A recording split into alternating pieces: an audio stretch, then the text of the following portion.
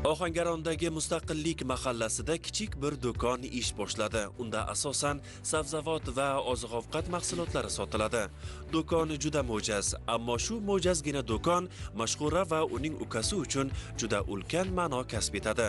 Mashhura ota-onasidan yetim qoldi. Ayni paytda o'z ro'zg'oridan ortib, imkoniyati cheklangan ukasiga ham g'amxo'rlik qiladi. Yaqinda mahalladagi ijtimoiy xodimning tashabbusi bilan Mashhura va ukasiga mana shu do'kon ochib berildi. Bu ularning hayotidagi eng muhim lahzaga aylandi.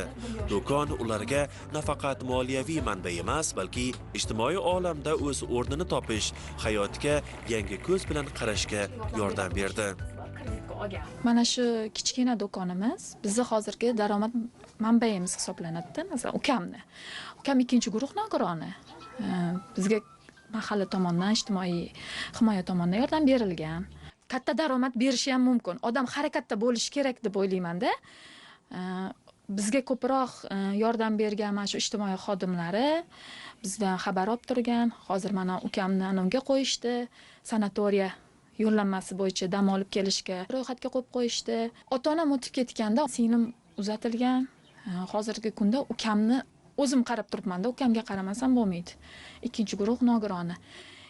Shunaqa bo'lishiga qaramasdan ukamda o'zi ko'proq qiziqadi. Boqimanda bo'lib qolish xohlamaydi. O'zi harakat qilib, o'zi shu fikrni berib, bizga shunaqa bu do'kon qilib beringlar, men savdo-sotiq qilaman deb mana qilib berdik, ochib berdik. Eng katta muammomiz bu joyimiz bo'lib turadi-da. Bizga yordam berdi mahalla tomonidan. Aksionga chiqarib berishdi. Aksiondan yutib oldik joyimizni. 3 yillik shartnoma asosida yutib oldik-da. O'sha muammomizni hal qilib berdi. Biz rosa qiynalganmiz. Hokimiyatga borganmiz, boqimanda bo'lish xohlamaydi, mahalladan yordam olmayapmiz. Hech bo'lmaganda bizga shunaqa do'kon qilib beringlar deganimizda, yo'q, bizda imkoniyat yo'q, unaqa yordam qila olmaymiz degan paytlari ham. Rad javobini olgan vaqtlarimiz ham kelganda, do'konda oldik, keyin yer masalamiz muammo bo'lib qoldi, lekin Xudoga shukr qilaman, rahmat aytaman, shu yer masalamiz ham hozirgi kunda hal bo'lib, mana ish faoliyatini olib boryapmiz. Xuddi Mashhura singari yoshlarning bandligini ta'minlash uchun bugun bir qator ishlar amalga oshirilmoqda. Har bir yoshga o'z hayotini qurish, o'z xonadonining farovonligini ta'minlash uchun imkoniyat berish bu maqsadning asosi bo'lib xizmat qiladi. Kuni kecha Ohangaron shahrida o'tkazilgan mehnat yarmarkasi ham ana shunday imkoniyatlarning bir tasviri bo'ldi. Shahar hokimligiga yoshlar, ishsiz fuqarolar va imkoniyati cheklangan odamlar yig'ildi. Ularda umid, intilish va yangi yo'llarni topish istagi bor edi. Bu yarmarkada korxona va tashkilotlar o'zlari uchun malakali xodimlar topish, yoshlarni ish bilan ta'minlash maqsadida bo'sh ish o'rinlarini taqdim etdilar. Bu yarmarka faqat ish topish emas, balki ularga hayotda o'z o'rnini topishga yordam berishga qaratilgan muhim qadam edi. Ayniqsa Yoshlar ishlari agentligi va uning iqtidorli yoshlari uchun bu yarmarka xorijiy tillarni o'rgatish bilan bog'liq xizmatlarni taklif etish imkonini berdi. Bugun Ohangaron shahrimizda Ohangaron shahar hokimligi mahalla 7-ligi bilan birgalikda Ohangaron shahrida ishsiz yoshlar bandligini ta'minlash maqsadida yarmarka bo'lib o'tmoqda. Bu yarmarkada mahalla 7-ligi hamma ishsiz yoshlari, profilaktika hisobida turuvchi ishsiz fuqarolari, yoshlari jalb qilgan. Hozirgi kunda mana ko'rib turibsiz, kasbga o'qitish va har xil o'zini uyida o'zini o'zi o'sha tadbirkorlik qilish maqsadida jo'jalar va prezidentimizning yashil makon doirasida bizni o'zimizni O'zbekiston ko'chatlari kelgan uyga ekish masalalari bo'yicha va biz bu yerga bizni Ohangaron shahrimizdagi iqtidorli yoshlar tashrif buyurgan. Hozirgi kunda prezidentimizni har bitta so'zlarida bitta kasb yoshlarimiz ikkita tilda o'rganishi shart. Shuning uchun biz hozir Ohangaron shahrida ikkita yigitimiz IELTS 8.5 olingan. Shuning uchun shu yarmarkamizga tashrif buyurdi. Hozirgi kunda IT yo'nalishi bo'yicha dasturlar ixtiro qilgan. Ham o'zini band qilgan, o'qishda o'qib turib, 10-sinf, 11-sinf bo'lib turib, ham o'zini band qilib daromad olib uyiga ota-onasiga yordam berib kelmoqda. Ismim Ozodbek, IELTS 8.5 sohibiman. 5-maktabda, umumta'lim maktabida 10-sinfda o'qiyman. O'qishim obedgacha, obeddan keyin o'quv markazida ishlab turib, o'zim band qilgan holatda daromad ham qilaman. Hozirda agar o'quvchilar, bolalar IELTS dan 7+ natijaga ega bo'ladigan bo'lsalar, o'qishdan keyin ham o'quv markazlarida ishlab turib daromad qilsalar bo'ladi.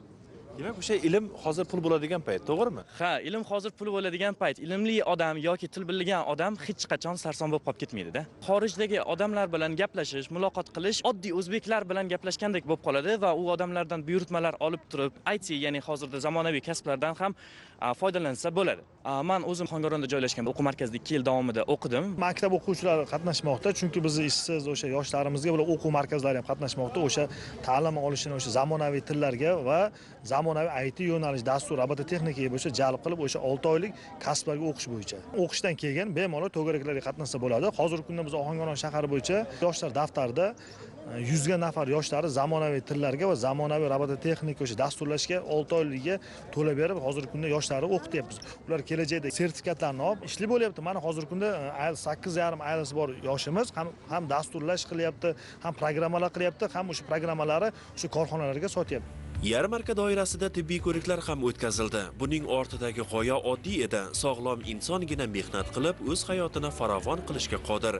Mehnat yarmarkasining faqat ish topish va bandlikka yo'l ochish emas, balki har bir ishtirokchi uchun sog'liqni saqlashga ham e'tibor qaratish lozimligi bilan bog'liqligi aniq edi. Har bir tekshiruvda, har bir so'ralgan savolda ishtirokchilarning sog'liq holatlari o'rganildi. Bu paytda shifokorlar faqat kasalliklarni aniqlab, tashxis qo'yish yoki davolash bilan cheklanib qolmadi, balki odamlarning har kungi hayotida sog'lom turmush tarzini tashkil etishga ko'mak berdi. Biz Qo'rg'ondan kelgandik, Qo'rg'on 59 da turamiz. Shu o'zimizga ish bo'lsa, bir 8 dan 4 gacha bolamni bog'chaga berib ishlamoqchi edik. Shunga kelgandik.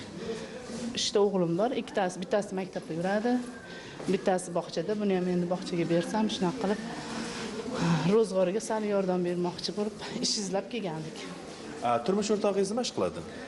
Turmush o'rtog'im svarchik, vulkanizatsiyada ishlaydi, u ham ishlaydi.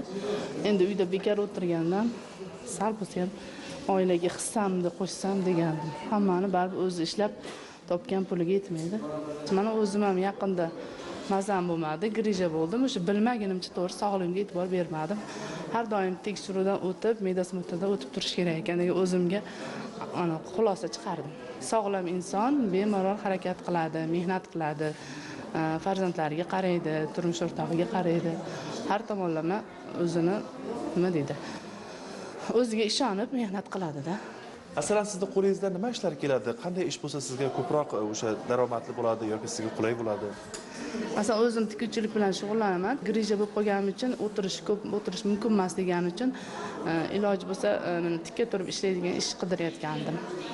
Shuning uchun 8 dan 4 gacha bo'lsa, bolalarni bog'chadan olaman, vaqtida uyga borib ovqatlarimni qilishga ulguraman-da.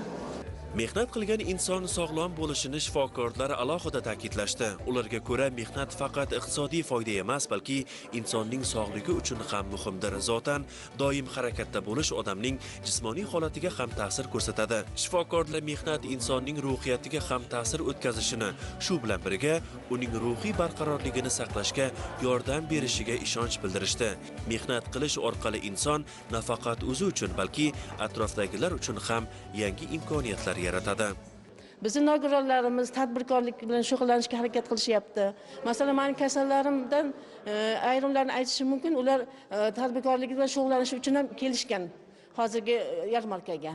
Harakatda bo'lish kerak. Harakatda bo'lish uchun sog'lom bo'lish kerak. Mehnat yarmarkasiga kelgan barcha aholilar o'zlariga kerakli maslahatlarni olishyapti. Undan tashqari, mehnat yarmarkasiga kelgan aholimizni tibbiy sog'ligini tekshirish maqsadida poliklinikadan shifokorlar kelishgan. Kardiolog, nevropatolog, pediatr, terapevt, doktorlar kelishgan. O'zi doktorlarimiz kelishgan. Xodimlar aholini tibbiy ko'rikdan o'tkazishdan maqsadimiz ularning sog'ligini tekshirish. Qanday shikoyati bo'lsa, o'sha shikoyatiga asosan tibbiy ko'rikdan o'tkazilgandan keyin statsionar davolanishga muhtojlarni statsionarga yuboramiz. Undan tashqari, UZIda o'tkazilganda kasallik aniqlansa, ularni yana maxsus mutaxassislarga jo'natib davolashga harakat qilamiz. Boshqa katta mutaxassisliklar bo'yicha orderlar berish maqsadida ular ro'yxatga kiritamiz. Masalan, men o'zim shifokor sifatida barcha aholiga murojaat qilgan bo'lardim. Ular ko'proq harakatda bo'lish kerak. Harakat qilganda qon aylanishi yaxshilanadi. Har qanaqa kasal bo'lishidan qat'iy nazar harakat qilsa, miyasida qon aylanishi yaxshilanadi, yurakka qon borishi yaxshilanadi, oyoq qo'l harakatlari paydo bo'ladi. Baribir birinchi o'rinda menimcha harakat. Harakat bo'lsa, sog'ligi sekin-asta tiklanadi. Shikoyatiga asosan murojaat qilishi mumkin. Men как neurolog sifatida shuni tavsiya qilgan bo'lardim, xalqimizga harakatda bo'linglar.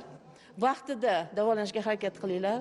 O'tkazib yubormaslik kerak. Lekin bizni o'zbekchilikda ko'proq kasallik belgisi o'tib bo'lgandan keyin murojaat qilishadi. Lekin aslida birinchi belgi paydo bo'lgan zahoti menimcha murojaat qilsa ularga yaxshi bo'ladi. Aytish joizki, 2025-yil 11-martda prezidentimizning farmoyishiga asosan dolzarb bir oylik safarbarligi e'lon qilindi.